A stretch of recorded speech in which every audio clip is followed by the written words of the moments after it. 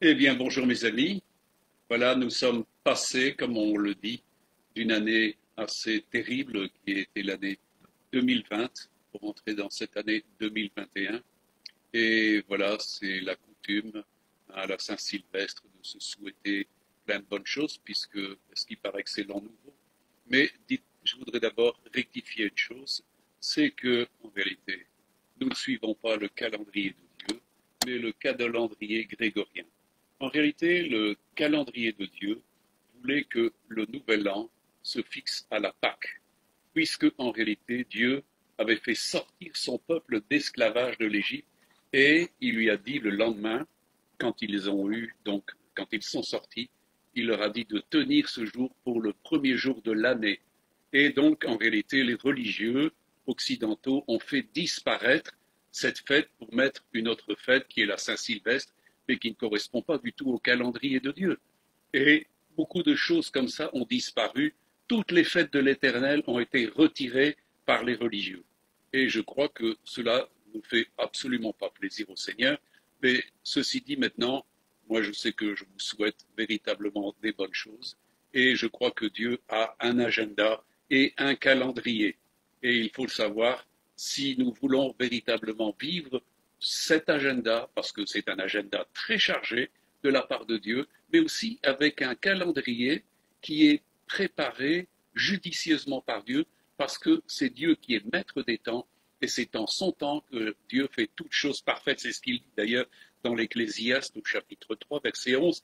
Il fait toutes choses bonnes en son temps, même il a mis dans le cœur de l'homme la pensée de l'éternité, bien que l'homme ne puisse pas saisir l'œuvre que Dieu fait du commencement jusqu'à la fin.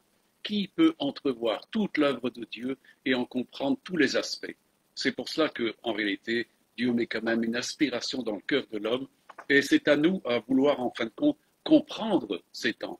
Ces temps sont très bien déclinés dans la parole de Dieu, et l'agenda de Dieu aussi, parce que c'est là où, en fin de compte, nous voyons que Dieu a préparé des choses pour ceux qui l'aiment. Donc Dieu n'est pas sans avoir préparé des choses, mes amis. Mais suivons-nous l'agenda de Dieu et le calendrier de Dieu pour rentrer effectivement justement dans la possession des choses que Dieu nous a accordées, ou est-ce que nous sommes sous la contrainte? On le voit, je viens de vous parler qu'en fin de compte les religieux ont saboté en fin de compte le temps de l'an nouveau qui se situait à Pâques et non pas au 31 décembre, mais en réalité nous voyons qu'il y a aussi un calendrier et un agenda qui est préparé par l'esprit du monde, la mondialisation et l'antéchrist. Et mes amis, est-ce que nous sommes sensibles à ça? Nous voyons que le monde, ne connaissant pas Dieu, ne connaissant pas son agenda, ne connaissant pas non plus les échéances, hein, le timing de Dieu, et automatiquement, il loupe en fin de compte quelque chose de très important. Alors mes amis, on va voir un peu ce matin qui d'entre vous est sage et qui est intelligent, parce que les choses sont préparées d'avance. Vous savez, Dieu a tout décidé. C'est lui qui décide des temps, c'est lui qui élève et qui amène des hommes au pouvoir et qui les abaisse et qui a fixé le temps, le séjour des peuples et tout ce qui s'ensuit. Tout est fixé d'avance par Dieu. Et je vais prendre avec vous un passage qui, pour moi, est un passage mémorable, qui est dans Éphésiens, chapitre 1, du verset 1 à 14. C'est Paul qui nous parle dans ce début de la lettre aux Éphésiens. Il dit: Paul, apôtre de Jésus-Christ, par la volonté de Dieu, aux saints qui sont à Éphèse et aux fidèles en Jésus-Christ. Que la grâce et la paix vous soient données de la part de Dieu notre Seigneur et de notre Père et du Seigneur Jésus-Christ. Béni soit Dieu, le Père de notre Seigneur Jésus-Christ, qui nous a bénis de toutes sortes de bénédictions spirituelles dans les lieux célestes en Christ. En lui, Dieu nous a élus avant la fondation du monde pour que nous soyons saints et irrépréhensibles devant lui, nous ayant prédestinés dans son amour à être ses enfants d'adoption par Jésus-Christ, selon le bon plaisir de sa volonté, à la louange de la gloire de sa grâce qui nous a accordée en son bien-aimé. En lui, nous avons la rédemption par son sang, la rémission des péchés selon la richesse de sa grâce que Dieu a répandue abondamment sur nous par toute espèce de sagesse et d'intelligence, nous faisant connaître le mystère de sa volonté selon le bienveillant dessein qu'il avait formé en lui-même pour le mettre à exécution lorsque les temps seraient accomplis, de réunir toutes choses en Christ, celles qui sont dans les cieux et celles qui sont sur la terre. En lui, nous sommes aussi devenus héritiers, ayant été prédestinés suivant la résolution de celui qui opère toutes choses d'après le conseil de sa volonté, afin que nous servions à la louange de sa gloire, nous qui d'avance avons espéré en Christ. En lui, nous avons aussi, après avoir entendu la parole de la vérité, l'évangile de votre salut, en lui vous avez cru, et vous avez été scellés du Saint-Esprit qui avait été promis, lequel est un gage de notre héritage pour la rédemption de ce que Dieu s'est acquis à la louange de sa gloire.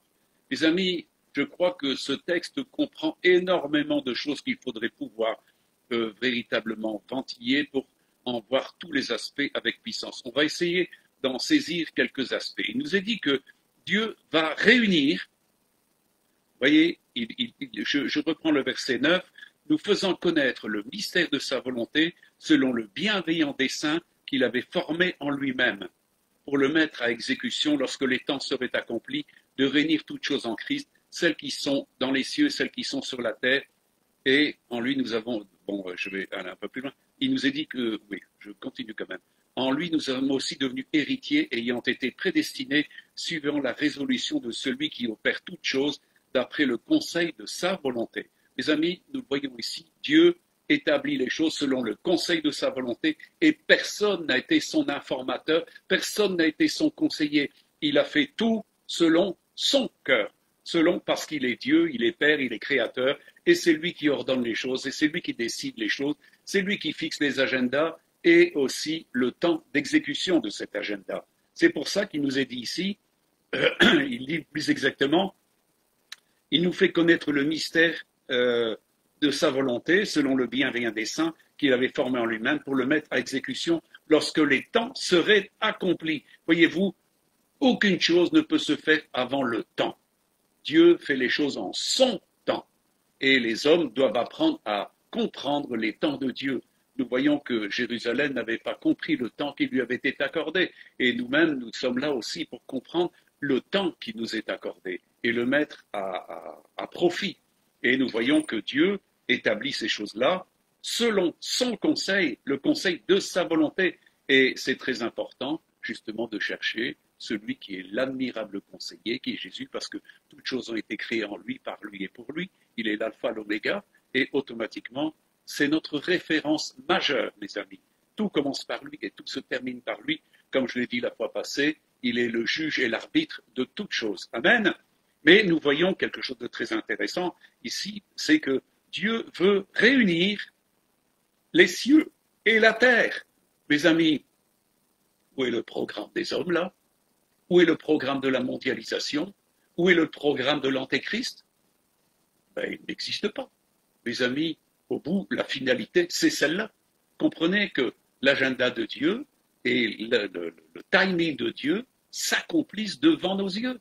Même si des gens sont contrevenants, même s'il y a tout un système d'anarchie et un système qui se révolte contre Dieu, il y a des anges qui se sont révoltés, des hommes se révoltent contre Dieu et veulent monter, en fin de compte, toute une escalade, en fin de compte, où il y a des dominateurs qui dominent le monde, mais tout cela, en réalité, n'existe plus, puisque, en réalité, comme il le dit ici, et il met à exécution ces choses-là quand les temps sont accomplis. Nous sommes en fin de compte ici dans un temps d'exécution, dans un temps de concrétisation. Nous sommes tout proches de ce que tous les prophètes et Jésus ont annoncé. Le royaume vient et Jésus vient. Amen.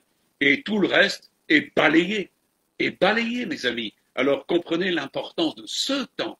Comprenez les temps de Dieu. Beaucoup de gens n'ont jamais rien compris au temps de Dieu et en fin de compte n'ont rien vécu. Et ça, c'est toujours triste en fin de compte de s'apercevoir que parce qu'on était ignorant, parce qu'on n'a rien voulu comprendre, eh bien, on passe à côté de l'occasion, enfin, plutôt, plus exactement de la grâce, du temps de la grâce. Parce que ici, nous voyons que l'apôtre Paul fait beaucoup de références par rapport à la grâce. Il dit que la grâce et la paix vous soient données de la part de Dieu et de notre Père du Seigneur Jésus-Christ. Un peu plus loin, il le dit encore. Nous ayons prédestinés dans son amour et être ses enfants d'adoption par Jésus-Christ selon le bon plaisir de sa volonté, à la louange de la gloire de sa grâce qu'il nous a accordée, de son bien-aimé. sa grâce nous est accordée de son bien-aimé. En lui, nous avons la rédemption par son sang, la rémission des péchés selon la richesse de sa grâce. Mes amis, vous voyez combien l'apôtre Paul fait référence à cette grâce parce que les temps sont toujours fixés en vertu de la grâce. Mes amis, Dieu agit toujours en fonction de sa grâce et rien ne se fait autre que sa volonté et sa volonté est toujours exclusivement fixée sur la grâce qu'il veut accorder à un moment à des hommes, à un homme ou une femme ou à des peuples. Mes amis, donc il est important de comprendre les temps que Dieu fixe parce que chaque fois que Dieu a fixé un temps, eh bien, c'est le temps de la grâce. C'est le temps de la grâce qui vient. Et ça, c'est très important pour nous. Et comme il le dit aussi dans la fin de ce texte que nous avons lu, il le dit donc au verset 13, en lui, vous aussi, après avoir entendu la parole de la vérité, l'évangile de votre salut, en lui vous avez cru et vous avez été scellés du Saint-Esprit qui avait été promis, lequel est un gage de notre héritage pour la rédemption de ceux que Dieu s'est acquis à la louange de sa gloire. Mes amis, nous avons été scellés du Saint-Esprit et ça c'est très important parce qu'il est l'esprit de la grâce. Mes amis, sans l'Esprit Saint, il n'y a pas de grâce. Il est l'esprit de la grâce. Alors c'est lui qui nous enseigne tout ce qui est contenu dans l'agenda de Dieu. Et c'est lui qui nous apprend les temps que Dieu a fixés de sa seule autorité. Nous voyons que les apôtres, à juste quelques minutes avant que Jésus ne s'en aille dans ce qu'on appelait l'ascension, les apôtres lui ont posé la question. Seigneur, est-ce en ce temps-ci que tu restaureras le royaume de Dieu? Et Jésus leur a dit, parce qu'il y avait un autre programme, un autre timing, il n'est pas à vous de connaître le temps fixé par Dieu de sa seule autorité. Mais, et il leur explique en fin de compte ce que Dieu attendait d'eux. Et ils ont été conduits par le Saint-Esprit dans le temps de la grâce qui leur était accordée de faire quelque chose avec Dieu. Donc nous voyons que cette dimension du temps est très importante et ça ne sert à rien de présumer des temps, ça ne sert à rien de vouloir faire agir les choses. Beaucoup de gens auraient voulu.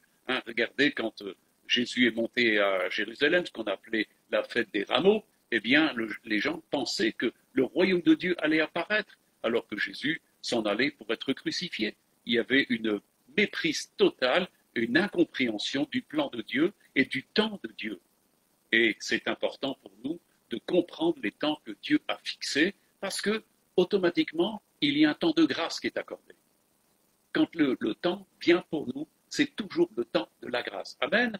Alors comprenez combien il est important. Et ici, nous allons voir, justement pour illustrer ces choses-là, combien des personnes peuvent être en fin de compte en accord ou en désaccord par rapport au fait d'accueillir le temps de la grâce. Donc, comme le dit Ésaïe 49, verset 8, la première partie, il dit ainsi parle l'Éternel, au temps de la grâce, je t'exaucerai. Il n'y a pas d'exaucement en dehors de la grâce. Dieu, quand il exauce, c'est-à-dire qu'il veut faire grâce. Et c'est là où, en fin de compte, nous nous rendons compte que certaines personnes ont prié et se sont rendues dignes de certaines choses, mais n'ont pas su reconnaître le temps de la grâce. Et en fin de compte, il y a des choses qui ne se font pas d'une manière très agréable. Et nous le voyons dans Luc, et il s'agit ici de Zacharie, le papa de Jean-Baptiste, et il nous est dit dans Luc 1, versets 11 à 25, mais je ne vous lirai pas tout. Alors un ange du Seigneur apparut à Zacharie et se tint debout à la droite de l'autel des parfums. Zacharie fut troublé en le voyant, la frayeur s'empara de lui, mais l'ange lui dit, ne crains pas, Zacharie, car ta prière a été exaucée, ta femme Élisabeth t'enfantera un fils, et tu lui donneras le nom de Jean. Il sera pour toi un sujet de joie et d'allégresse, et plusieurs se réjouiront de sa naissance, car il sera grand devant le Seigneur, il ne boira ni vin ni liqueur. Donc ici, l'ange lui donne tous des conseils, mais en réalité, vous savez, Zacharie, en fin de compte, c'est vrai, il a prié avec son épouse, et enfin, il ne se rend pas compte qu'il y a un exaucement qui vient parce que la prière a été exaucée. Ta prière a été exaucée. Ta prière et la prière de ta femme ont été exaucées. Tu vas avoir un fils. Mes amis, il aurait dû bondir jusqu'au plafond. Et en fin de compte, il est très perplexe. Et alors, il s'adresse en fin de compte à l'ange et lui dit, Zacharie dit à l'ange, à quoi reconnaîtrai-je cela? Car je suis vieux et ma femme est avancée en âge. L'ange lui répondit, je suis Gabriel, je me tiens devant Dieu, j'ai été envoyé pour te parler et pour t'annoncer cette bonne nouvelle, et voici, tu seras muet, tu ne pourras parler jusqu'au jour où ces choses arriveront, parce que tu n'as pas cru à mes paroles qui s'accompliront en leur temps. Voyez, Zacharie est en train, en fin de compte, de réduire la réponse, qui est la grâce de Dieu, en fin de compte, à une incrédulité. Les amis, je ne sais pas ce qui s'est passé dans son cœur. Il était, en fin de compte, très perturbé par sa vieillesse. Mais en réalité, s'il avait vu Abraham, il nous est dit qu'Abraham n'a pas considéré qu'il était trop vieux ou que sa femme était trop vieille. Mais il a cru, il a espéré et fut fortifié dans la foi. Donc ici, quand il a eu l'apparition de l'ange, il aurait dû être réjoui tout de suite du fait que sa prière était exaucée. Mais non, il revient sur des conditions il est sidéré par le fait de sa vieillesse. Je suis vieux, je suis avancé en âge. Les amis, et c'est là où, en fin de compte, on peut louper. Heureusement que le plan de Dieu était établi de toute autorité, parce qu'en réalité, sinon, beaucoup de gens, dans sa condition, auraient vu cette dimension de la grâce s'évanouir tout de suite. Heureusement que Dieu avait un plan très précis par rapport à Jean-Baptiste. Et voilà, les choses se sont accomplies. Et nous voyons que la chose s'est exécutée comme cela. Et Zacharie a eu vraiment un fils qui s'appelait Jean-Baptiste. Mais en ce temps-là, donc, il nous est dit, et ça c'est la suite de ça que je voudrais vous prendre, parce que c'est une autre manière d'accueillir la grâce. Il nous est dit que toujours dans Luc, chapitre 1er, versets 26 à 37, au 6e mois, l'ange Gabriel fut envoyé par Dieu dans une ville de Galilée appelée Nazareth, auprès d'une vierge fiancée, un homme de la maison de David nommé Joseph. Le nom de la vierge était Marie. L'ange entra chez elle et dit, je te salue à toi, à qui une grâce a été faite. Le Seigneur est avec toi. Troublée par cette parole, Marie se demandait ce que pouvait signifier une telle salutation. L'ange lui dit, ne crains pas, Marie, car tu as trouvé grâce devant Dieu, et voici tu deviendras enceinte, et tu enfanteras un fils, et tu lui donneras le nom de Jésus. Il sera grand et sera appelé fils du Très-Haut. Et le Seigneur Dieu lui donnera le trône de David, son père. Il régnera sur la maison de Jacob éternellement, et son règne n'aura pas de fin. Marie dit à l'ange, comment cela se fera-t-il, puisque je ne connais pas d'homme? L'ange lui répondit, le Saint-Esprit viendra sur toi, et la puissance du Très-Haut te couvrira de son nom. C'est pourquoi le Saint-Enfant qui naîtra de toi sera appelé fils de Dieu. Voici Élisabeth, ta parente, a conçu elle aussi un fils en sa vieillesse, et celle qui était appelée stérile est dans son 6e mois, car rien n'est impossible à Dieu. Voyez-vous, ça c'est important. L'accueil de Marie, elle le reçoit. Elle reçoit. Bien sûr, il y a un point d'interrogation, elle ne connaît pas d'homme, elle n'a pas de relation sexuelle, mais c'est là où l'ange lui démontre que la puissance de Dieu va la couvrir. Et c'est d'ailleurs pour ça qu'il parle ensuite d'Élisabeth et du fait qu'elle était stérile et qu'en fin de compte, eh bien, elle est enceinte et est dans son 6e mois. Et il stipule bien au verset 37, car rien n'est impossible à Dieu. Et c'est ça qui est important, mes amis, c'est que les prières, les attitudes, en fin de compte, de foi, vont générer ensuite de la part de Dieu la grâce. Et dans la grâce, tout devient possible. Ce qui semble impossible avec la grâce devient possible. C'est pour ça que, mes amis, nous devons nous attendre à la grâce de Dieu et ne pas la recevoir en vain, mais de prier, en fin de compte, pour que la grâce soit multipliée. Jésus est venu et a amené la grâce.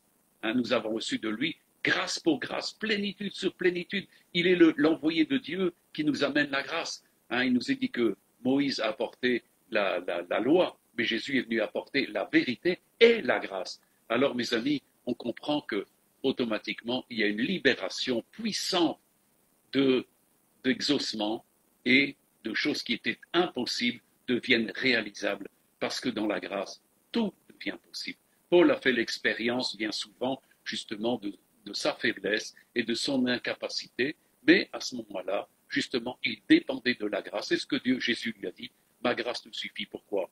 Mais parce qu'il y avait un pourvoi énorme à partir du moment où un homme se rend compte de ses limites, mais qu'il s'appuie sur Dieu et sur sa grâce va agir. Et donc, Paul a pu voir des choses étonnantes parce qu'il disait, il rapportait les faits de miracles, de signes, de prodiges qu'il faisait et disait non pas moi, toutefois, mais la grâce de Dieu qui travaillait avec moi. Mes amis, il est important de comprendre dans ce temps encore qu'il nous est donné de la grâce, de travailler avec cette grâce. Que faisons-nous avec la grâce? Paul était un habitué de la grâce et il savait que quand il la demandait, il la recevait et ce n'était pas en vain.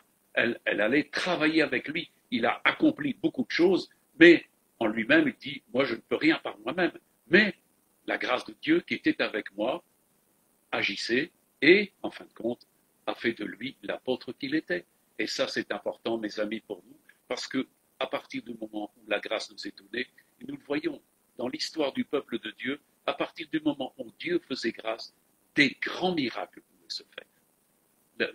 La foi va libérer la grâce et la grâce va libérer le miracle, les choses impossibles. Amen. Voilà, c'est important pour nous et c'est ce que je vous souhaite pour cette année qui vient. C'est en fin de compte que soient libérées toutes les choses que Dieu, dans sa grâce, a prévues pour vous. Parce qu'il y a un agenda puissant de Dieu. Il y a un agenda merveilleux de Dieu pour chacun de nous. Mes amis, Dieu a préparé des choses pour ceux qui l'aiment. C'est pour ça que Paul nous dit en 1 Corinthiens 2 que Dieu nous les fait connaître par l'Esprit. Amen. Alors, je prends justement dans 1 Corinthiens 2, versets 12-16, comme il le dit, c'est un peu ce que je venais juste d'introduire. Or, nous n'avons pas reçu l'Esprit du monde, mais l'Esprit qui vient de Dieu, afin que nous connaissions les choses que Dieu nous a données par sa grâce. Et nous en parlons non avec des discours qu'enseigne la sagesse humaine, mais avec ce qu'enseigne l'Esprit, employant un langage spirituel pour les choses spirituelles. Mais l'homme animal ne reçoit pas les choses de l'Esprit de Dieu, car elles sont une folie pour lui, et ne peut les connaître parce que c'est spirituellement qu'on en juge. L'homme spirituel, au contraire, juge de tout, et n'est lui-même jugé par personne, car qui a connu la pensée du Seigneur pour l'instruire? Or nous avons la pensée de Christ. Le monde ne veut pas de la pensée de Christ, la rejette. Il rejette la connaissance. Il rejette la connaissance, par là même il rejette la foi, et en voie de conséquence, il n'entre pas dans la grâce. Et le monde est incapable de parler de la grâce de Dieu d'une manière correcte. Il n'y a que ceux qui ont fait l'expérience, justement, du don de la grâce, du don de la justice, du don du Saint-Esprit. Les hommes spirituels peuvent parler de la grâce, parce qu'ils la possèdent, ils vivent avec, ils travaillent avec, et elle n'est pas vaine. Et on sait qu'en vérité, la grâce, c'est l'esprit de la grâce. Dieu nous a donné son esprit, il est l'esprit de la grâce, qui nous communique la grâce et qui nous donne justement à comprendre ce que Dieu, dans sa grâce, nous a donné. C'est ce qu'il dit ici, afin que nous connaissions les choses que Dieu nous a données par sa grâce. Mes amis, je suis très triste parfois de voir que des gens qui se prétendent chrétiens ou chrétiennes, en vérité, n'ont aucune connaissance des choses que Dieu leur a accordées dans sa grâce. Parce que, mes amis, il nous est parlé des différentes grâces. L'apôtre dira, multiplie ta grâce, c'est-à-dire qu'il y a un déploiement de la grâce, parce qu'il y a des grâces au niveau des dons spirituels, au niveau des ministères, au niveau des œuvres et tout ce qui s'ensuit. C'est autant d'aspects de la grâce de Dieu qui nous est accordé dans la grâce que Dieu nous accorde d'être ministre de Christ, mais il y a toute une dispensation des différentes grâces. Et ça, mes amis, c'est tellement important de connaître tout cela. Pourquoi? Parce qu'on ne peut pas user de quelque chose qu'on ne connaît pas. Mais si on la possède, on peut la mettre en valeur. Et c'est ça qui est important. Les grâces qui nous sont accordées, Marie a reçu une grâce et elle l'a mis en exercice. Et c'est très important. Paul a reçu des grâces et les a mis en exercice, mes amis. Et c'est ça où nous valorisons, en fin de compte, l'œuvre que Dieu nous a donnée, puisque c'est par grâce qu'il nous a justifiés. C'est par le moyen de la foi. Et nous recevons cette grâce, et cette grâce nous permet ensuite d'être ouvriers avec Dieu et d'être agréables à Dieu. Mes amis, nous restons dans le cadre de ce que Dieu a voulu.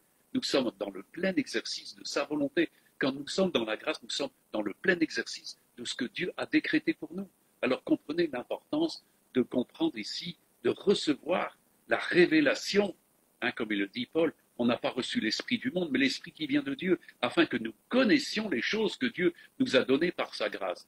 Beaucoup de gens qui se disent chrétiens seraient évidemment beaucoup de difficultés de pouvoir dire ce que Dieu leur a accordé dans sa grâce.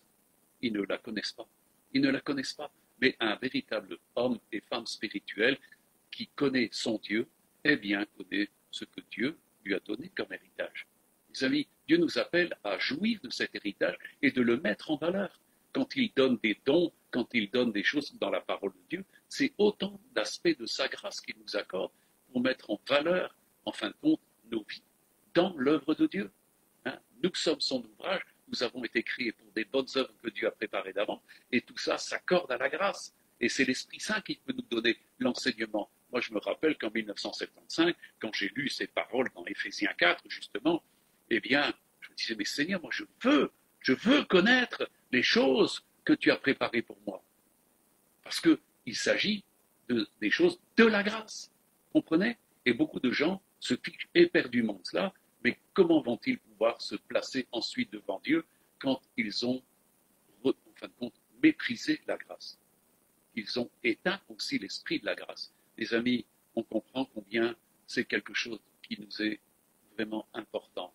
Et je crois qu'on peut réjouir le cœur de notre Père, justement, en faisant accueil à l'Esprit Saint et à ce qu'il nous a donné dans sa grâce. Et ne pas faire comme Zacharie, qui rouspétait, qui était mécontent, hein, et qui, en fin de compte, se tablait pour des impossibilités qu'il pensait être des impossibilités pour Dieu, mais on sait que ce n'était pas une impossibilité pour Dieu, parce que Dieu fait ce qu'il veut, où il veut, quand il veut, avec qui il veut. Il assujettit toutes choses et tout dans toute situation, parce qu'il est le Dieu de l'impossible. Amen. Par sa grâce, tout devient possible. C'est ce que Jésus a dit à Paul. Il ne cherche pas, ma grâce te suffit. Pourquoi? Parce qu'il y a tellement de capacité dans la grâce, mes amis. Et c'est là où, en fin de compte, quand le temps de la grâce vient, c'est important de le saisir et ne pas laisser passer l'occasion. Amen. Et beaucoup de gens auront laissé passer l'occasion d'entrer justement dans ces temps de la grâce. Et ça, c'est l'agenda de Dieu. Parce qu'ils ont méprisé justement le calendrier de Dieu. Voyons que Zacharie a été visité un temps, c'était le temps. Hein, de même que Marie, c'était le temps. Et c'est tout comme ça, toutes choses. Nous voyons que toutes choses sont préparées, il y a un timing pour que l'agenda se déroule. De même que l'Antéchrist, et nous voyons la mondialisation, veut absolument passer de force actuellement, et nous en voyons tous les effets. Hein, je pourrais vous en parler pendant des heures, mais je ne vais pas le faire ce matin, parce que c'est un peu trop long. Mais nous voyons combien les choses se mettent en place. Il y a un forcing de la part de la mondialisation, de la globalisation, et de ceux qui veulent faire l'ordre mondial, mes amis, de passer, d'étendre un agenda et un calendrier, et de forcer les choses. Nous le voyons au travers de tout ce qui se passe. Celui qui a un peu de discernement peut comprendre ça très aisément. Amen. Alors, mes amis, est-ce que nous sommes simplement sensibles au calendrier et à l'agenda du monde, ou est-ce que nous sommes davantage sensibles à l'agenda merveilleux de Dieu? Et c'est ça qui est formidable. Dieu a préparé un agenda extraordinaire et avec un calendrier d'application. Hein. On voit par exemple que Moïse était un homme qui savait l'importance justement de la grâce et de l'emploi du calendrier de Dieu. Dans Exode 33, on en a déjà parlé il y a quelques semaines, dans le chapitre donc 33, versets 12 à 17, Moïse dit à l'Éternel, voici, tu me dis, fais monter ce peuple, et tu ne me fais pas connaître qui tu enverras avec moi. Cependant, tu as dit, je te connais par ton nom, et tu as trouvé grâce à mes yeux. Maintenant, si j'ai trouvé grâce à tes yeux, fais-moi connaître tes voies, alors je te connaîtrai, et je trouverai encore grâce à tes yeux. Considère que cette nation est ton peuple. L'Éternel répondit, je marcherai moi-même avec toi, et je te donnerai du repos. Moïse lui dit, si tu ne marches pas toi-même avec nous, ne nous fais pas partie d'ici. Comment sera-t-il donc certain que j'ai trouvé grâce à tes yeux, moi et ton peuple, ne serait-ce pas quand tu marcheras avec nous et quand nous serons distingués, moi et ton peuple et tous les peuples qui sont sur la face de la terre? L'Éternel dit à Moïse, je ferai ce que tu me demandes, car tu as trouvé grâce à mes yeux, je te connais par ton nom. Mes amis, on voit que Moïse avait gagné quelque chose de très très important, c'est d'être connu de Dieu. Mes amis, quand quelqu'un est connu de Dieu, la grâce vient pour cette personne-là. Mes amis, celui qui n'est pas connu de Dieu, il n'y a pas question de voir une grâce. Dieu accorde des grâces à ceux qu'il connaît et qu'il a connus d'avance. Amen. Nous voyons que des hommes et des femmes, comme Marie, étaient connus de Dieu. Parce que, et Zacharie et Élisabeth étaient aussi connus de Dieu. Automatiquement, la grâce pouvait venir vers eux. Mais nous voyons ici que Moïse était très impatient de savoir qui allait l'accompagner. Parce que quand Dieu lui a dit, j'enverrai mon ange devant toi, et Moïse a dit, non, non, non, non, si toi tu ne viens pas toi-même, je ne bouge pas. Pourquoi? Parce qu'il voulait que ce soit Dieu qui monte avec lui. Et c'est ce qu'il a dit. L'Éternel lui dit, je ferai ce que tu me demandes, car tu as trouvé grâce à mes yeux, je te connais par ton nom. Je serai avec toi, je marcherai avec toi, j'accomplirai les choses. Et ça, c'est important, mes amis. Ce plaidoyer de Moïse est important pour nous, parce qu'il veut, en fin de compte, s'établir sur la véritable capacité de la grâce. Pas sur une prétention, pas sur des choses qui sont des sagesses humaines, mais de savoir qu'il a trouvé grâce aux yeux de Dieu. Il veut en être pleinement convaincu. Il veut en avoir une pleine révélation. Et ça, c'est important. Et on voit que Dieu a exaucé la prière et l'attente de Moïse. Et nous voyons que c'est ce qu'il dit, c'est ce qu'il dit à la fin du verset 17. L'Éternel dit à Moïse, je ferai ce que tu m'as demandé, car tu as trouvé grâce à mes yeux, et je te connais par ton nom. Mes amis, celui qui est connu de Dieu et qui connaît Dieu, comme le dit l'ange Gabriel à Daniel, eh bien, il peut marcher avec assurance et conviction. Il est connu de Dieu et il connaît Dieu. Il connaît la grâce que Dieu lui accorde et il connaît les temps d'application de cette grâce. Il connaît l'agenda et il connaît aussi le timing de Dieu. Et ça, c'est important. Moïse n'a pas pu monter en dehors du temps. Tout a été fait dans un timing parce que l'agenda de Dieu est précis. Il y a un calendrier très précis, Dieu. Et c'est ça, nous sommes arrivés à la fin des temps et la grâce est en train de se terminer sur la terre. Mais néanmoins, il nous est encore donné de pouvoir agir avec cette grâce. Est-ce que vous êtes intéressés? Parce que, mes amis, Dieu ne change pas.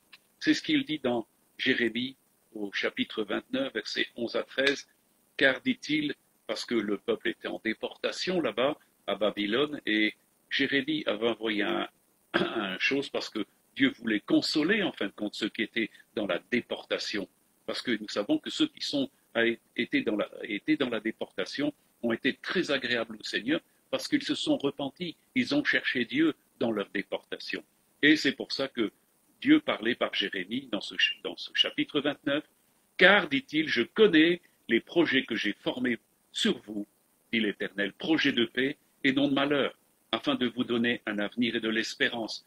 Vous m'invoquerez et vous partirez, vous me prierez et je vous exaucerai, vous me chercherez et vous me trouverez, si vous me cherchez de tout votre cœur. Voyez-vous, Dieu est toujours le même, il n'a pas changé.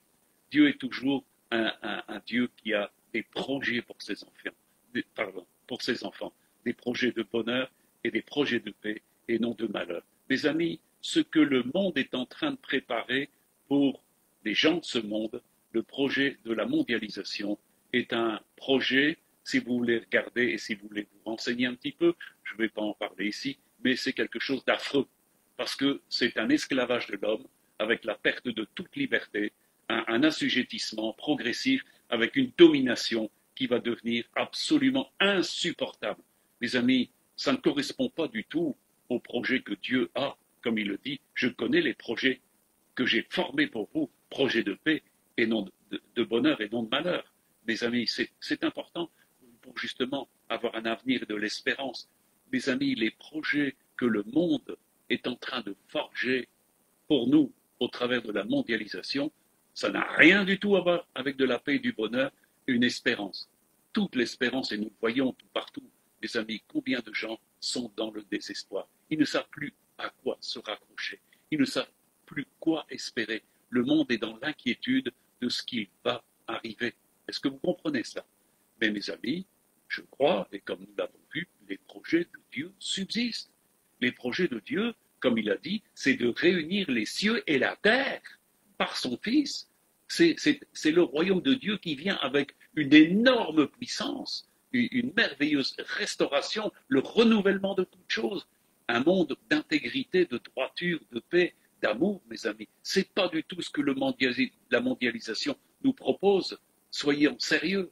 Comprenez ce qui se passe, les amis. Bill Gates ne va pas vous donner le bonheur, hein, et les gens qui sont là dans les gouvernements, ils se fichent éperdument, et on voit d'ailleurs, on veut faire disparaître les cultes tout partout. Les amis, toutes les églises actuellement, d'une manière mondiale, sont fermées à cause du Covid et tout ce qui s'ensuit. Il y a toute une atteinte à la liberté de culte et à la capacité de nous unir devant la face de Dieu. On voit que là, il y a une méthode coercitive de l'esprit de ce monde qui ne veut plus entendre parler de ce qui est chrétien, de ce qui est de Dieu, et automatiquement, on voit que nous sommes vraiment dans des temps difficiles, et c'est pour ça que Jésus a dit, et je le répète souvent, il est important que nous veillons et prions afin d'avoir la force d'échapper à ce qui vient. Mes amis, ceux qui ne prient pas, eh bien, je ne donne pas cher de leur vie et de leur avenir, parce que le projet quand Dieu réunira les cieux et la terre en Christ et le renouvellement de toutes choses, ça ne sera pas leur partage, ça ne sera pas leur héritage. Mais Dieu nous a promis un héritage qui ne peut passer, qui ne peut se souiller, qui ne peut se flétrir et qui nous est réservé. Amen. Nous avons la grâce de pouvoir vivre cet héritage dans la lumière avec tous les saints, parce que ce temps vient, les amis, il est tout proche de nous. Les prophètes qui ont prophétisé sur ces temps voudraient être en ce moment-ci pour voir les choses s'accomplir. Maintenant, c'est vrai qu'il y a beaucoup de choses troublantes, mais Jésus a dit de ne pas être troublés. Ne soyez pas troublés. Il y aura des guerres, des bruits de guerre et toutes sortes de choses, des épidémies, des maladies, hein, des tremblements de terre, toutes sortes de cataclysmes et tout ce qui s'ensuit. Et ça n'ira qu'en s'aggravant. Mais Jésus a dit ne soyez pas troublés. Il faut que ces choses-là arrivent. Pourquoi? Parce que c'est les douleurs de l'enfantement d'un royaume qui vient et qui est en opposition au royaume qui est là sur la terre, qui est le royaume de Satan. Alors ne soyez pas étonnés des dimensions du conflit qui s'ouvrent et des difficultés qui se présentent. Mais nous savons que dans toutes ces choses-là, Dieu nous protège. Dieu est toujours notre berger et ceux qui l'entendent et qui prient vont pouvoir sortir et véritablement vivre. Nous savons que le réveil vient. Il y a un réveil qui vient, mes amis. Et ça sera donné à tous ceux qui auront persévéré envers et contre tout et qui vont justement faire l'œuvre de Dieu encore dans ces derniers temps. C'est vrai, dans des conditions extrêmes, mais dans des conditions glorieuses aussi, parce que la grâce de Dieu, elle est là. Et dans la grâce, comme on l'a dit tout à l'heure, eh bien, il y a un pourvoi de choses merveilleuses. C'est-à-dire que l'impossible devient possible. Amen. Donc, soyons fermes dans notre attitude et soyons fermes sur la grâce et dans les temps de la grâce que Dieu nous a donnée. Amen. Donc, nous voyons, quand Dieu a parlé à Jérémie, nous voyons qu'il voulait que son peuple soit non pas dans l'inquiétude, mais au contraire dans la confiance en lui, parce que Dieu ne les avait pas rejetés. Mais c'est vrai qu'ils avaient été sanctionnés pour un temps, punis pour un temps, et ils ont produit vraiment des bonnes conditions. Tous ceux qui ont été en déportation ont véritablement vécu un retour vers Dieu, et là, Dieu a permis qu'il y ait un retour de grâce pour ces personnes. Les amis, nous voyons que parfois Dieu est obligé de corriger son peuple parce que, justement, il fait de travers et il ne faut pas refuser la correction de Dieu. Alors, on l'a vu tout à l'heure, Dieu a dit à Moïse, tu as trouvé grâce à mes yeux et je te connais par ton nom. Mes amis, le monde ne connaît pas Dieu et son agenda, aussi il est contraint de vivre, eh bien, celui de la mondialisation qui est voulu par le diable et qui s'exécute devant nos yeux. Mes amis, est-ce que nous sommes dans la capacité de discernement?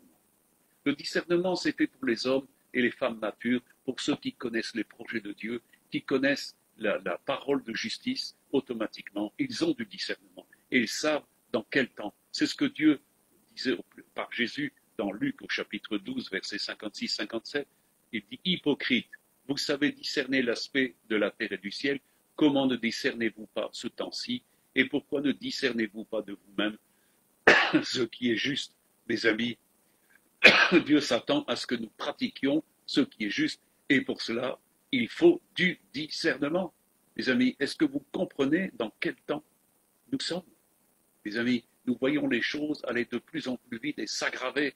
Hein? Il y a toutes sortes de choses qui sont des véritables dérives.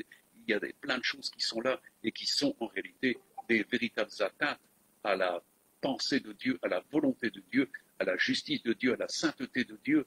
Le monde est en train de s'enfoncer dans le mal, ne le comprend plus et ne le discerne plus. Mais le peuple de Dieu est appelé à être un peuple spirituel qui discerne. Alors, mes amis, est-ce que vous discernez? Parce que cette capacité de discerner va vous permettre justement de saisir l'opportunité des temps de la grâce que Dieu vous accorde. Ce qui veut dire que vous vivrez son agenda et aussi son calendrier d'application de cet agenda. Amen. Alors, mes amis, il faut grandir dans la capacité de discernement. Amen. Alors, connaissez-vous la grâce que Dieu vous a accordée et aussi qu'elle soit reconnue des autres. Et mes amis, cette grâce ne sera connue que dans la mesure où elle s'exerce. C'est pour ça que Paul nous dit dans Galates, chapitre 2, versets 8 à 9, « Car celui qui a fait de Pierre l'apôtre des circoncis a aussi fait de moi l'apôtre des païens, ayant reconnu la grâce qui m'avait été accordée, Jacques et Céphas et Jean, qui sont regardés comme des colonnes, me donnèrent à moi et à Barnabas la main d'association afin que nous allassions, nous vers les païens et eux vers les circoncis. » Donc, nous voyons que Paul lui a dit, moi, le moindre des saints, Dieu m'a accordé la grâce et l'autorité pour être apôtre. Mais il était important aussi qu'il soit reconnu par les autres. Et ça, c'est quelque chose qui a été perdu au cours des temps. Pourquoi? Parce que nous sommes entrés dans la compréhension, dans le monde religieux, d'un pouvoir qui était un pouvoir purement démocratique. C'est-à-dire que c'était le vote des gens qui amenait les gens, qui amenait certains hommes à, soi-disant, à des ministères. Or, les ministères, mes amis, et les dons reposent sur la volonté personnelle de Dieu. Les dons, les ministères, ce sont des dons de Christ à l'Église, de même que les dons spirituels, ce sont des dons de l'Esprit Saint à l'Église et à chacun comme il le veut. C'est sa volonté qui s'accomplit. Ce n'est pas des hommes, les gens ne peuvent pas prétendre à faire ceci ou cela. Non, c'est une question de grâce qui est accordée. Mais, mes amis, nous voyons ici, dans ce cas-ci, que Pierre, qui avait accueilli Paul avec les autres, il y avait Jacques, le frère de Jésus, Céphas, donc Jean et d'autres qui étaient là, l'ont reçu, ont reconnu, donc ils ont pu discerner, en fin de compte, la grâce qui avait été accordée à Paul de devenir cet apôtre. Mes amis, on sait qu'il était connu pour être un criminel, qu'il était quelqu'un qui a persécuté l'Église. Donc, il fallait absolument que quelque chose tombe, que le voile soit ôté sur le personnage qu'il était devenu et que la grâce avait changé. Parce que Paul a dit, et c'est important, il dit, ce que je suis, c'est la grâce de Dieu qui a fait de moi ce que je suis. Donc, il y a eu cette transformation, cette métamorphose, ce changement radical qui a fait de lui un homme nouveau. Mes amis, c'est là où, en fin de compte, ce qui est impossible aux hommes est activé par la grâce de Dieu, par l'Esprit de la grâce. Et Paul a été transformé par l'Esprit de Dieu, par cette grâce, et il est devenu, en fin de compte, cet homme de Dieu extraordinaire qui a pu accomplir le parcours de Dieu. Et il était dans le timing de Dieu, il était dans on le voit dans les actes des apôtres, il voulait aller en Lycie, l'Esprit Saint lui dit non. Il voulait aller en Bithynie, de nouveau l'Esprit Saint lui dit non. Et alors là, il a vu une vision d'un Macédonien pendant la nuit, il lui dit viens à notre secours. Vous voyez, donc il y avait un agenda, mais cet agenda était tributaire, en fin de compte, d'un calendrier.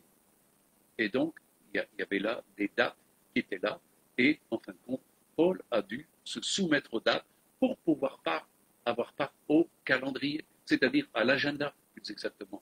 Donc, au programme de Dieu. Le programme de Dieu est prévu pour chacun de nous, mais il s'étale toujours sur un calendrier. Alors ne soyez pas troublés de ce qui se passe maintenant, parce que c'est un temps tout à fait particulier, et ceux qui veulent justement continuer par la foi et s'attendre à la grâce de Dieu vont voir de nouveau, actuellement, un apport puissant de cet agenda, une compréhension de cet agenda, mais aussi avec le calendrier d'application. Amen. C'est ça qui, moi, je voudrais vous encourager là-dedans, parce que c'est ce qui va se passer. Et Dieu n'en a pas fini avec nous, parce qu'il y a encore un temps de la grâce, mais nous savons que ces choses vont bientôt cesser, et c'est pour ça qu'il nous faut saisir vraiment cette opportunité. Je prends encore dans 2 Corinthiens 3, versets 5 et 6, ce n'est pas à vous, ce n'est pas à dire que nous soyons par nous-mêmes capables de concevoir quelque chose comme venant de nous-mêmes. Notre capacité, au contraire, vient de Dieu. Il nous a aussi rendus capables d'être ministres d'une nouvelle alliance, non de la lettre, mais de l'esprit, car la lettre tue, mais l'esprit vivifie. Voyez-vous, Paul dit très bien ici que c'est la grâce de Dieu, c'est la capacité de Dieu. Cette capacité vient de Dieu. Amen. Notre capacité, au contraire, vient de Dieu. Il dit, c'est pas que nous soyons capables par nous-mêmes de concevoir quelque chose. N'essayez pas de concevoir le plan de Dieu, vous n'y arriverez jamais. Il faut une révélation. C'est par révélation chaque fois. La conduite de l'esprit amène chaque fois une compréhension de l'agenda de Dieu et le timing de Dieu. Et ça, c'est important. S'il n'y a pas cette compréhension des deux, eh bien, vous allez être toujours en disharmonie par rapport au plan de Dieu et vous n'accomplirez rien. Mais il est important, justement, de concevoir parce que Dieu nous révèle. Et ensuite, nous pouvons entrer dedans et Dieu nous accorde dans sa grâce de connaître ensuite toutes les choses qu'il a prévues dans sa grâce. Et là, nous entrons, en fin de compte, dans l'œuvre de Dieu et nous accomplissons l'œuvre de Dieu. Amen. Alors, mes amis, nous approchons bientôt ici de la fin et je voudrais encore aborder avec vous cette dimension du démarrage de la grâce. Et c'était quand même, bien sûr, on sait que la grâce a existé en tout temps déjà dans l'Ancien Testament. Ce n'est pas quelque chose de nouveau et lié, en fin de compte, au Nouveau Testament. Mais on sait que Jésus est vraiment l'envoyé de la grâce. Et on peut dire que toutes les grâces ont été libérées à cause de Jésus. Mais nous savons que ce démarrage, eh bien, Luc 4, versets 17 à 21, nous en parle. Et on sait que Jésus était arrivé à la synagogue de Nazareth, où on lui a remis le livre du prophète Ésaïe. Et il nous est dit que l'ayant déroulé, il trouve l'endroit où il était écrit « L'Esprit du Seigneur est sur moi, parce qu'il m'a oint pour annoncer une bonne nouvelle aux pauvres. Il m'a envoyé pour guérir ceux qui ont le cœur brisé, pour proclamer aux captifs la délivrance et aux aveugles le recouvrement de la vue, oui, pour renvoyer libres les opprimés, pour publier une année de grâce du Seigneur. » Amen. Mes amis, il est venu pour publier une année de grâce du Seigneur. Et ensuite, il roula le livre, le remit au serviteur et s'assit. Tous ceux qui se trouvaient dans la synagogue avaient les regards fixés sur lui. Alors il commença à leur dire, aujourd'hui, cette parole de l'Écriture que vous venez d'entendre est accomplie. Il s'émerveillait dans un premier temps des paroles de grâce qui sortaient de sa bouche, mais on sait que quelque temps après, dans la matinée, enfin je ne sais pas si c'est une matinée, mais il nous est dit qu'après, ils ont voulu s'en saisir de lui et de le jeter du haut d'une colline pour le tuer. Donc, c'est-à-dire qu'ils n'avaient pas très bien compris, en fin de compte, le message que Jésus est venu leur apporter. Dans un premier temps, il se félicitait des paroles de grâce qui sortaient de sa bouche, et ensuite, cette grâce a été l'objet d'un scandale pour eux et une incompréhension. Mes amis, on peut très bien être opposé à la grâce. Ceux de Nazareth se sont opposés à la grâce, mes amis, et ont voulu, en fin de compte, tuer Jésus. Et pourtant, il est venu pour publier une année de grâce du Seigneur. Ce n'est pas pour rien que dans les bonnes histoires, on annonce toujours en l'an de grâce du Seigneur et on vous donne une année. Toutes les histoires souvent anciennes commençaient en l'an de grâce. Et mes amis, nous sommes en l'an de grâce 2021. Nous sommes encore dans ce temps de la grâce. Mais mes amis, que faisons-nous de la grâce? Que faisons-nous de la grâce? Qu'est-ce que le monde a fait de la grâce? Comment a-t-il considéré la grâce? Est-ce que c'est simplement un trait d'ouverture dans des livres, simplement en l'an de grâce du Seigneur? Oui, mais qu'est-ce qu'on en fait de la grâce? Qu'est-ce qu'on en connaît de la grâce? Qu'est-ce qu'on expérimente de la grâce? Les amis, on sait que tout cela va très mal se terminer. Dans Zacharie, Dieu nous annonce les choses parce que tout est annoncé d'avance, vous savez. Tout le conseil de Dieu, du début jusqu'à la fin, est annoncé. Pour ceux qui sont lecteurs de la Bible et lecteurs des prophéties, nous savons que toutes les choses, comme disait Dieu, qui peut annoncer comme moi les choses à l'avance? Dieu a annoncé les choses à l'avance, et notamment en ce qui concerne justement cette grâce. Dans Zacharie, chapitre 11, versets 10 et 11, il est dit « J'ai pris ma houlette grâce, je l'ai brisée pour rompre mon alliance que j'avais traitée avec tous les peuples. Elle fut rompue ce jour-là, et les malheureuses brebis qui prirent garde à moi reconnurent ainsi que c'était la parole de l'Éternel. » Mes amis, nous sommes, pour beaucoup, déjà, il y a des gens qui n'ont plus de grâce sur eux. C'est fini. Ils ont rejeté la grâce. C'est fini. Il y a un rejet total.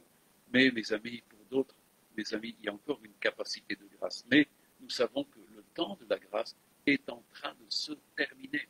C'est pour ça que Dieu annonce les choses à l'avant. J'ai pris ma houlette grasse et je l'ai brisée pour rompre mon alliance que j'avais traitée avec qui? Avec Israël seulement? Non, il dit avec tous les peuples.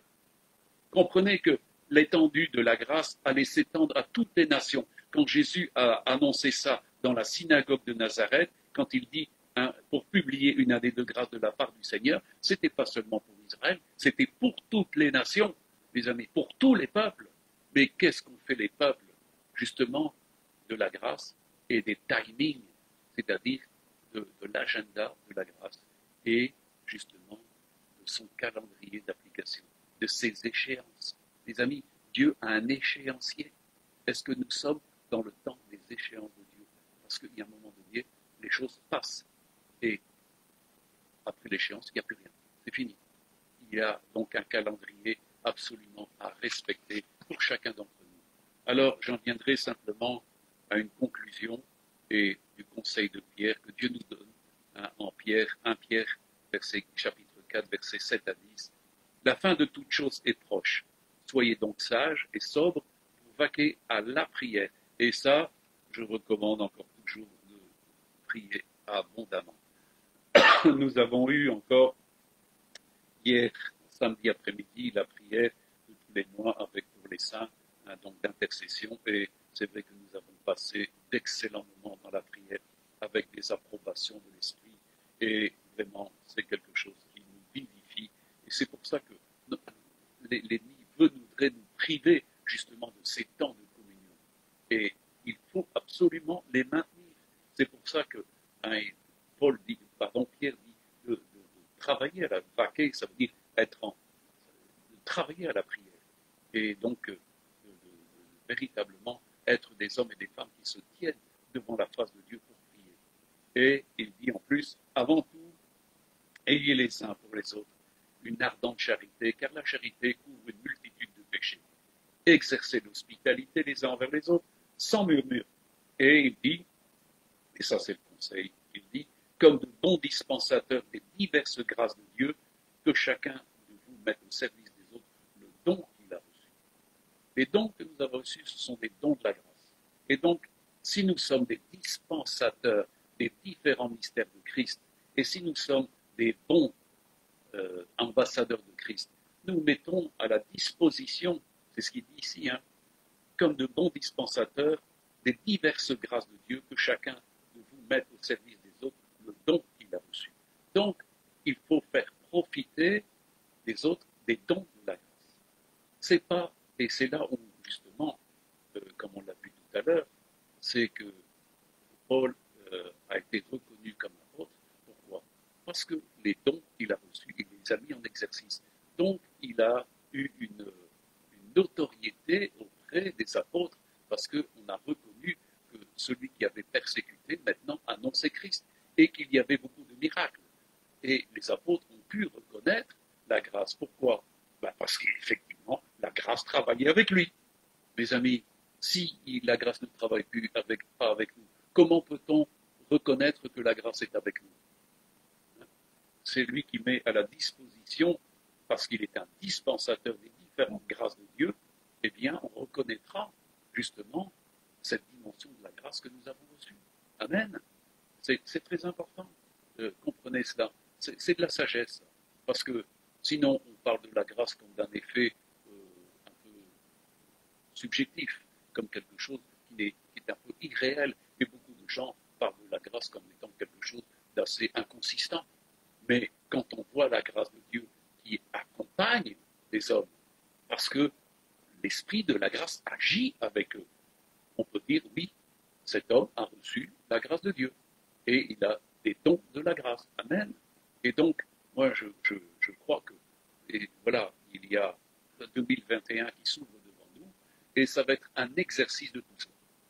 Ça va être le déploiement de l'agenda de Dieu pour 2021 et c'est pour ça qu'il nous donne un esprit de sagesse et de révélation dedans. Et l'Esprit Saint, comme il le dit, va nous donner la capacité justement d'accomplir ce que Dieu, dans sa grâce, a prévu. Parce que sans lui, on ne s'en sort pas. Jésus l'a dit, sans moi, vous ne pouvez rien faire. Sans l'Esprit de Dieu, on ne peut rien faire. Pourquoi? Parce qu'il est l'Esprit de la grâce. Il est celui qui nous permet d'accomplir Et je crois que 2021 va être encore l'occasion de moisson, va être encore l'occasion de prodige, va être l'occasion de voir des choses impossibles se réaliser. Mes amis, l'Église est en train de se reformater selon les principes de la grâce, selon la puissance de la grâce, la révélation que Dieu va donner avec le timing. Il y a un timing de Dieu qui vient. Et mes amis, il faut être trouvé justement dans cette dimension de révélation. Alors je vous invite vraiment à passer du temps dans la prière. Parce que, mes amis, on ne perd jamais son temps à prier. Beaucoup de gens veulent faire l'économie de la prière et ils font n'importe quoi. Mais, mes amis, celui qui est sage, c'est celui qui prie un petit peu comme on l'a vu avec Moïse et qui veut s'attendre. Est-ce que tu seras avec moi? Est-ce que tu m'accompagneras? Parce que si ce n'est pas toi qui viens, moi je ne bouge pas. Les amis, nous sommes là pour agir avec un Dieu qui nous accompagne. Parce que nous avons trouvé grâce à ses yeux, comme Moïse. Moi je crois que des hommes et des femmes vont trouver grâce aux yeux de Dieu. Et Dieu sera avec eux et il va accomplir l'impossible. Il y aura des choses merveilleuses qui vont se faire en 2021, qu'on n'a pas vu en 2020, mais qui vont se révéler maintenant, parce que, mes amis, l'agenda de Dieu est chargé. Les 1000 pensées pouvoir dégager l'agenda de Dieu et dégager son calendrier. Mais pour ceux qui sont fermes, pour ceux qui s'attendent à Dieu, c'est un temps de révélation, c'est un temps encore d'application, c'est un temps où Dieu va encore se manifester au travers de son Église, parce que cette Église est appelée à manifester la sagesse infiniment variée de Dieu. Alors, mes amis, comprenez que ça, c'est pour nous. Cette sagesse, elle se déploie uniquement par la grâce et par l'esprit de la grâce. Amen. Il est l'esprit de sagesse qui veut agir au travers de chacun de nous. Alors, soyez vraiment pleinement bénis encore ce matin et recherchez la grâce du Seigneur, recherchez l'action et le calendrier de Dieu pour entrer dedans. Et ne laissez pas les choses passer sans qu'elles ne s'accomplissent. Mes amis, on est là pour accomplir la volonté de Dieu et c'est dans sa grâce. Amen. Voilà, soyez bénis encore pour cette année 2021. Que le Seigneur vous accorde pleinement sa grâce et pleinement l'action de son esprit et qu'il répande justement sur vous toute espèce de richesse, d'intelligence, de sagesse pour justement accomplir les desseins bienveillants. Amen.